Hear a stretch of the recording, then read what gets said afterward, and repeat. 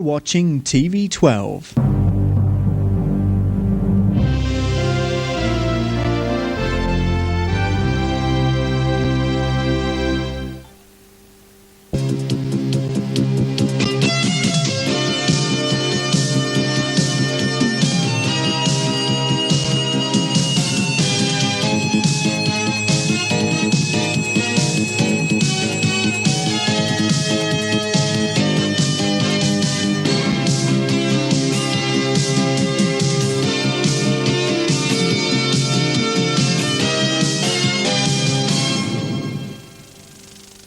Hello and welcome to Hannam. I Love Showman. My guest today is one of the island's great showmen, whether playing football, playing for the Five Alive at the Babaloo, or just walking down Newport High Street. It's Bernie Cullen.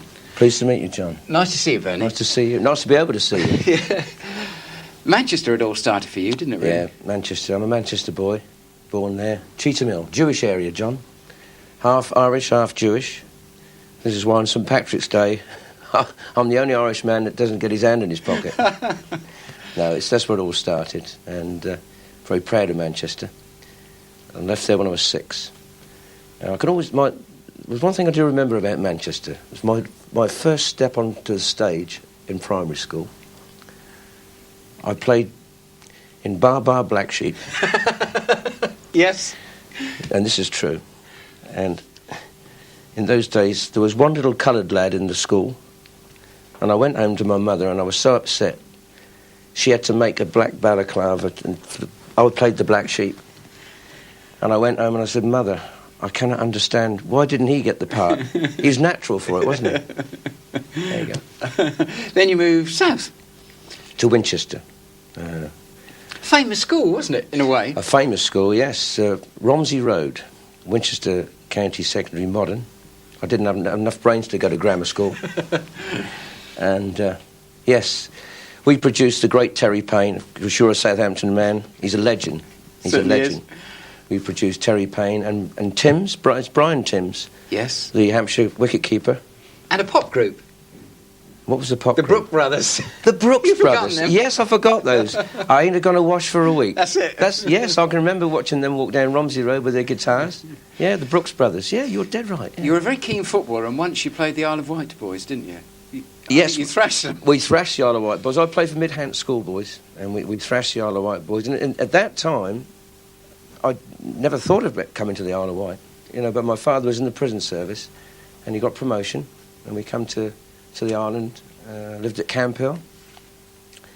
I went to, Priory Boys. Mm. I spent 6 months there, and only stayed on to play football. That's what the teachers told me anyway. Played for Hampshire schoolboys, and then... Was Martin Chivers in that team? Chivers played for Hampshire schoolboys, yeah, and we played against Middlesex at Aldershot, under the lights. And I tell you who was in that team with me, Graham Thorne. And we played for Hampshire against Middlesex, and they had 3 internationals out that night, 3 schoolboy internationals. The Harris brothers, Chopper Harris, Yes. and his brother. And there was another guy there, I can't think of his name there, but his father was something to do with Arsenal Football Club. But Hampshire schoolboys beat Middlesex that night, 3-1. That was wonderful. Yeah, I'll never forget that. And Martin Chivers played in the same side. When you were very young, you played first-team football for Newport, didn't you? Yes, I did. I left school and must have been about 16 or 17, and I played for Newport. My first game was, I think it was away. I think it was up at Basingstoke or somewhere like that. Bit of a flashy goalie in a way, were you? A bit showy, do you think? Yes, yeah. I tended to make the saves look a little bit... Well, I was playing to the crowd, actually, John. This is the old show business in me, You've got to play to the crowd. And there's some wonderful characters over at Newport in those days. I remember a guy called Alfie used to get behind the goal. And he used to stand there with a flat hat. And his famous saying was, "We don't buy 'em, Nipper, we breed 'em." And, just wonderful things like that. What about the night you went to Fratton Park and won the cup, didn't you? Won the senior cup, yeah. That was with a great side. In fact, that was the best side I've ever played with, footballing-wise. And Stan Neal, God rest his soul, a wonderful man, Stan, Mr. Newport, without a doubt. And after the game, I can always remember Barry and Trevor Allen coming back into the dressing room at Fratton Park, and they lifted Stan up, plonked him straight in the bath with his tracksuit on, and all Stan was worried about was his capstan full strength. Capstan full strength. Yeah. I had Ollie Hamilton on this show one day, and he reckons. He did. He yes. brought you home. He did. Got to your front door, pushed you in, and ran. Yeah, he did. He got to the door, stood me up. And I was drinking in those days as well, you know. I've got used to it now. I'm a professional drinker. And no, he stood me up against the door and pushed the bell. It rung like hell. And I remember getting indoors. I remember getting upstairs with the trophy. And I staggering into the bedroom. And there was my dear wife there. I said, "We've won." She said, "Oh, no, I've seen it on the television. Now get to bed." Oh, it's happy days. Yeah. At that sort of time, you were sort of singing as well, weren't you? Yep. I was torn between two. How difficult was that? Because you went away with Newport, came back. Exactly. We were travelling, say, Andover, Basingstoke, all round. And Friday nights, we used to play on a Friday night, and we used to play till 2 o'clock in the morning in those days. And it was, in fact, that messed the football up. I had to make a choice between floodlights and footlights. So I went to footlights. You still kept playing football. You played a bit for the Vicks, didn't you? I did. I played for the Vicks before Newport, actually. Yeah. And I think I've told you this before. That was a lovely period at the Vicks. Nice people down there. I've still got a lot of affection for East Cairns Vicks. A lot of affection for them. And I hope they're going through bad times at the moment, but I hope they pick themselves up. Nice little club. You surprised a lot of people because you were a top-class goalkeeper. All of a sudden, you put the jersey aside and became a striker. Lots of goals. Well, that's right, yeah. I just had this... I was like, oh, let's have a crack up front, you know, and I just... Was it because you got so much confidence? Was it that helped, did you think, or not? No, I just fancied a change, John, and a lot of goalkeepers are like that. I know a lot of goalkeepers have said, oh, put the green jersey aside and let's go up front and try and knock him in instead of saving him. And it was good. I enjoyed that little period. I played Sunday football. And Sunday football, you played with some great guys. Oh, yeah, Sunday football. Who you'd sooner be on their side than against, wouldn't you? Rose and Crown was... To me, the Rose and Crown had a wonderful little side, and we were based at the Rose and Crown, a pub again, of course. My life revolves around pubs. It's strange, isn't it? Hope the people don't get the wrong idea about me. I'm not that bad. No, the Rose and Crown, those were good days, and the landlord and landlady of the pub at that time, they were lovely people, Ned Slattery and May, and they were wonderful people. And to me, the Isle of Wight is a wonderful place for football and people. Who were the great characters that you played with in Island League football? Anyone particular? Oh, well, I can go forever. How much time have we got? I mean, you can go on forever. You know, great players in Island League football. Oscar Stretch comes to mind. If I was going to pick a side, I'd have Oscar in my side. You know, and every time it was Eric Scoville. I'm going back to my braiding days now.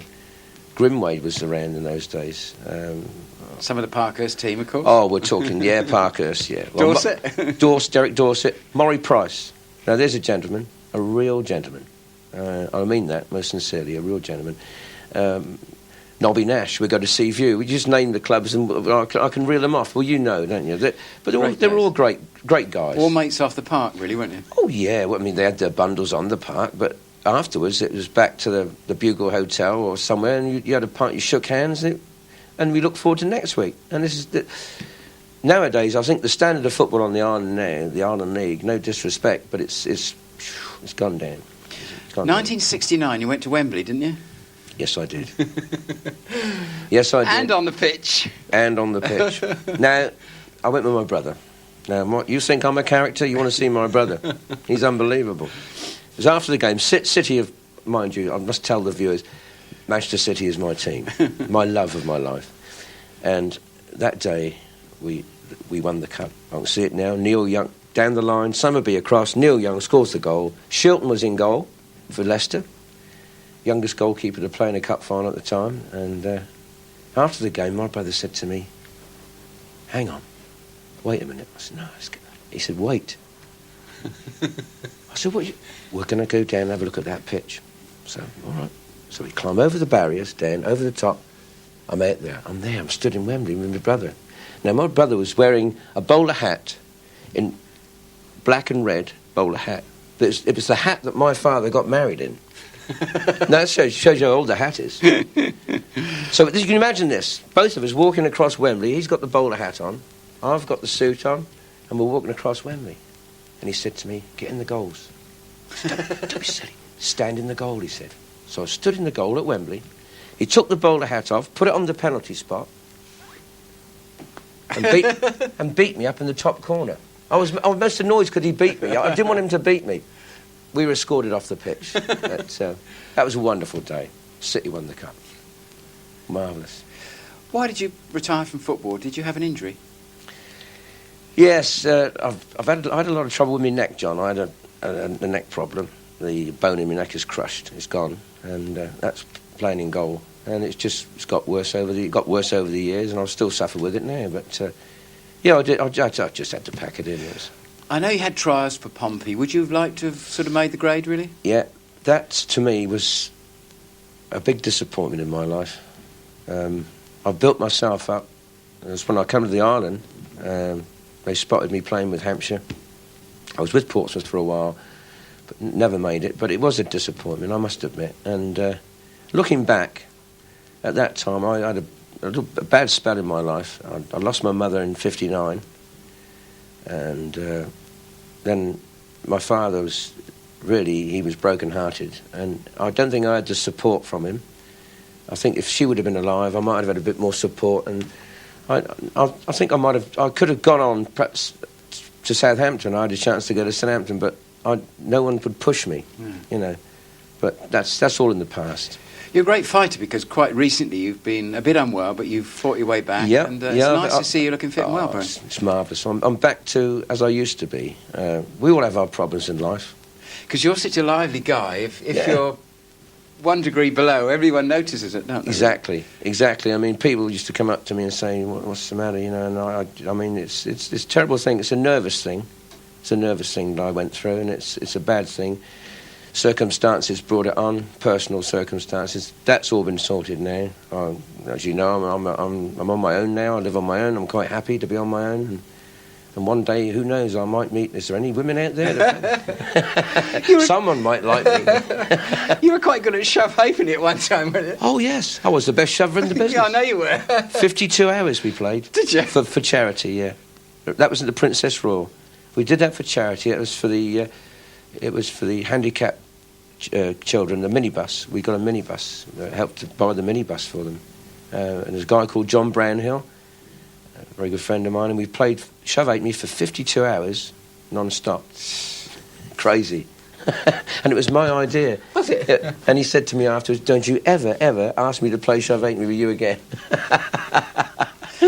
Now, you're going to stay on in a couple of minutes, and we're going to talk about the great days. Well, the music days, yeah. Five Alive. Five Alive, yes. Wonderful. Princess Anne, and some great stories you've got. Don't talk about... Well, we will talk about Princess Anne. Lovely. That's smashing. I shall be back in a couple of minutes looking at the life of Bernie Cullen with the pop group Five Alive. Quite a story too. Don't go away.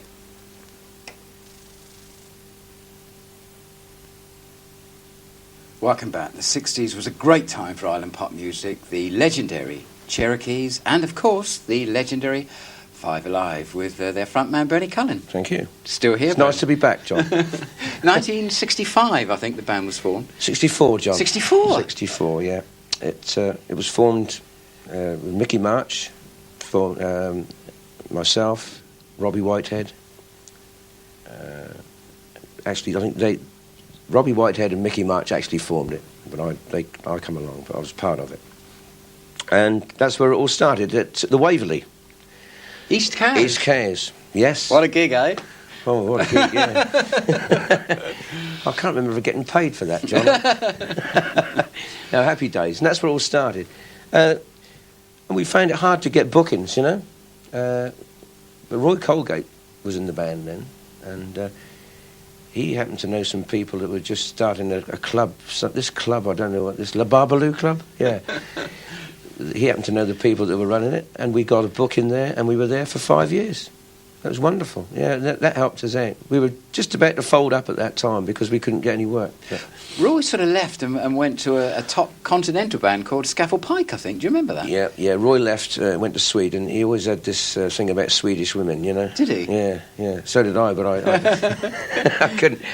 Anyway, that's another story. Yeah, he went to Sweden and he made it. He made it Big too. I think he did very well for him. I'm pleased for him. He's a lovely little man. Very little man. When you were playing at the Babaloo one night, somebody sort of spotted you, didn't they? Someone to do with, I think his name was Simon Jensen, wasn't it? Oh, yes. Yeah. Yes. He was quite impressed. He's very impressed, yes. He was, I think he was a DJ at the time on the mainland, Simon Jensen. And he was involved with... He was involved with the cars and everything. I think he was, yes. Yeah. He was, Yeah. yes. Yeah. Yes, it's all coming back to me now. Yeah, Jensen I'm Cars. glad you came now. Yeah, I'm glad you came too. I wouldn't have remembered that. Jensen Cars, yeah. And that's when we got our first mainland booking. And then from then on, it was we used to do all the time. You became sort of the Deb's Delight, didn't you? In those days, The there Deb's were Deb Delight. Balls. Well, I suppose you could say that. Yeah, I was more interested in the money that they were paying. I wasn't. Good money, wasn't it? For those days, yeah, they were paying extraordinary money. Yeah, it was good, but it was good fun. You know, we just went away and had great times. You know, and I can always remember one trip we played in St John's Wood, Millionaires Road, they call it. Well, I think McCartney used to live there, and they always lived there. And we played this one house right down the bottom, and Cran Davis from the Cherokees come with us. And Cran is a wonderful man. I was talking to him the other night. In fact, I borrowed a £20 off him to get a drink, you know. And we had a wonderful time with Cran there. But all those bookings were great. They were just expenses paid, and they looked after you. And it's just nice. You met May Gray at one of them, didn't you? Rupert Davis. Rupert Davis. That was at St John's Wood. Was it? Yeah. And he was well gone. But he was all right. He was a great guy. Tell me about Princess Anne. There was an interesting story, wasn't there? Yes. Well, this is Burnham Beeches for you. We played at Burnham Beeches for a guy, and we arrived, and he said, "We've got a special guest tonight." And I said, "Fair enough. You know, we've set the gear up. There's a marquee on the lawn." And he put us up in the pub. We're back to pubs again. We were staying in the pub. And we arrived that night with the van with 5 Alive written on the side of it and all the rest of it. And we arrived there, and the place was surrounded by police. I thought, my God, they've had a break-in. Someone's nicked all our gear. So we get in there, and I said, "What's all the police for?" He said, I didn't like to tell you this morning," he said, "but we've got a very special guest. It's Princess Anne tonight." I thought, oh, my God, we're playing in front of royalty. So we strike up, and there she was. She was sat just there, right next to the stage. And I thought, well, do I do my act? Do I drop the trousers? You used to drop your trousers. Drop the trousers, yeah. The trousers had to come down. I thought, well, it's good enough for the Isle of Wight. It's good enough for her. So she had to have it. That was it. She loved it. It was good fun. I did say to her, I said, "Are you popping down with the old man for Cows Week?" She said, "No, not this year." Oh, dear. I said, how's your brother? But they were sort of a good part of your life, those gigs, really, weren't they? Yeah. I mean, the band, the 5 Alive to me, has been part of my life, you know, and we're still going now, as you know. And we're doing very well now, too. In fact, we sound better now than we did in those days. I know you went to London to do a demo, which in the end you weren't happy with, but it was nice to go to town. That was nice. It was nice. It was Dick James Music in Oxford Street, Oxford Road. He was involved with the Beatles, wasn't he? That's Dick right, James? he was, yeah. Dick James. Yeah. And I always remember this, when we were walking in on the day, the Trogs were coming out. They had these big Yeti coats, these big furry coats. I want to see them there. They were coming at Trogs. I thought, God, that's the Trogs. There you go. You had a double once, Ricky Raccoon, was it, or something like Rocky that? Raccoon. Rocky Raccoon. Rocky Raccoon, yes. He looked like you, didn't he? Yeah, I don't know who this Rocky Raccoon is, but that was over at Church Lytton. Oh, was it? With the Cherokees. We did a charity thing over there one night, and it was pouring with rain, but just for a laugh, being me, I thought, let's put someone on the bill to try and bring the people in. So I wrote Cherokees 5 Alive and featuring Rocky Raccoon. So what I did, I blacked the face up, I blacked my face, and I put a blonde wig on and come strolling out from the old stand at Newport. Strolling out, and I thought, no one's going to recognise me. All of a sudden, this voice from the back says, "Oi, I wants my money back. That's Bernie Cullen, that's not Rocky Raccoon." Wonderful days. Did you get on quite well with the Cherokees? Because you were sort of rival bands in a way, but mates, weren't you? Oh, yeah. It was Cran and Ken Young. I mean, they used to come, when they used to finish the 69 Club, they used to come up to the Babaloo Club because we finished at 2 o'clock. They finished at 12.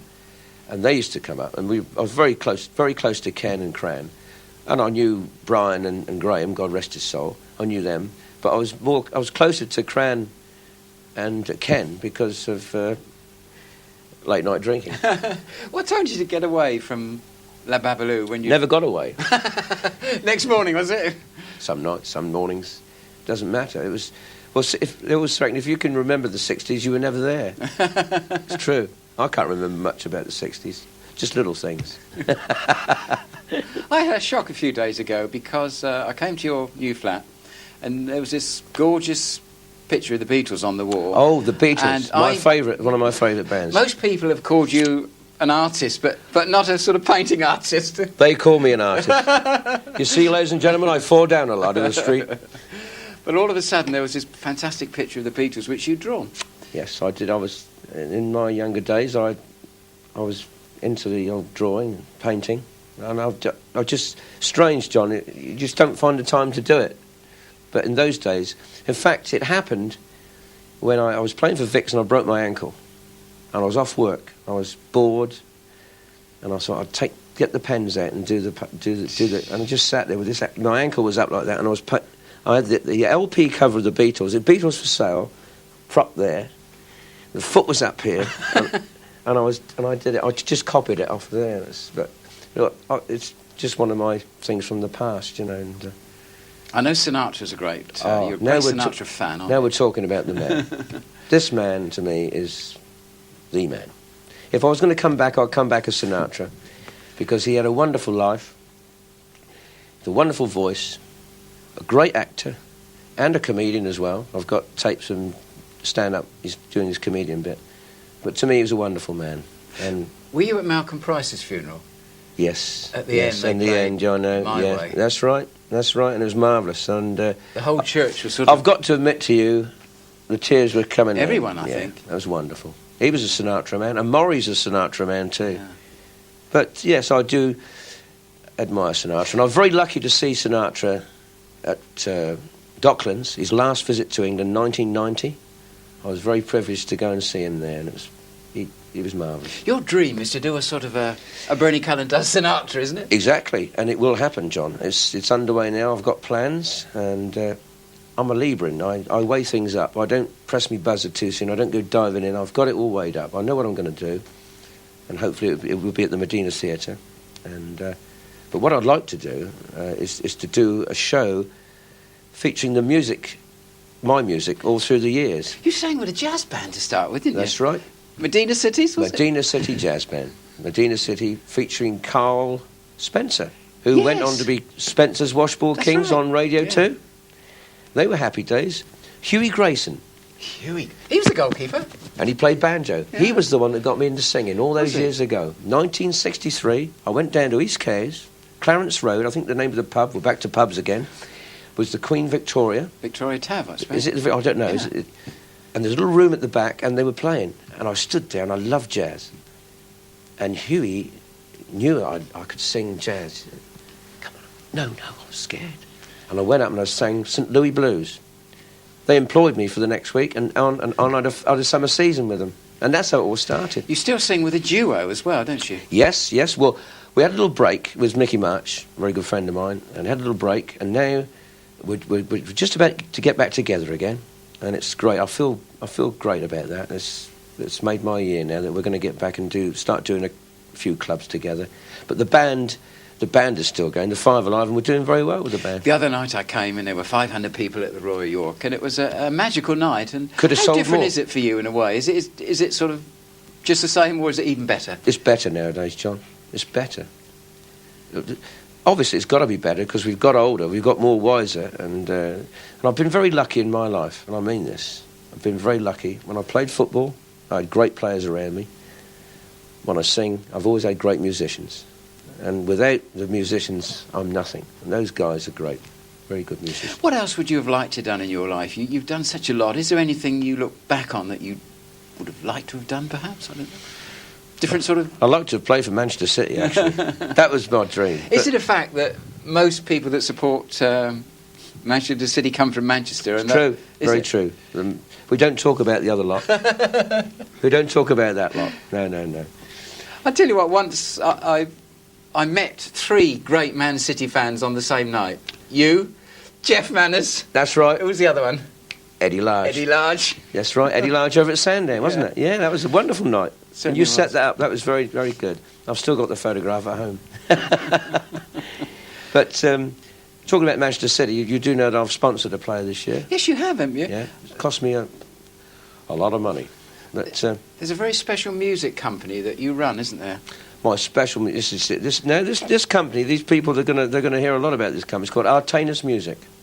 Right. And it's featured in the programme. You've seen the programme. It's in the programme. It is clean, isn't it? It is clean. It is clean. Artanis Music. And Artanis is Sinatra backwards. Very clever. Yeah, that's right. They said to me when I did the sponsorship, have you got a company name? I said, I'll soon make one up. And the little logo as well, the little Sinatra logo is there, and it's there in the programme every 2 weeks. But I do love Manchester City, and I travel up there quite a lot now. It's no problem, and I'll get treated with the red carpet, and no problem at all. Bernie, thank you so much for coming in. I'm John, glad you're much better, and I'm on top form. It's always a pleasure to meet you, and good luck with your singing in the future. Sit tight, mate. God bless you. You've been watching Hannah. My guest today has been Bernie Cullen. More soon from Hannah with original island guests. Bye-bye for now.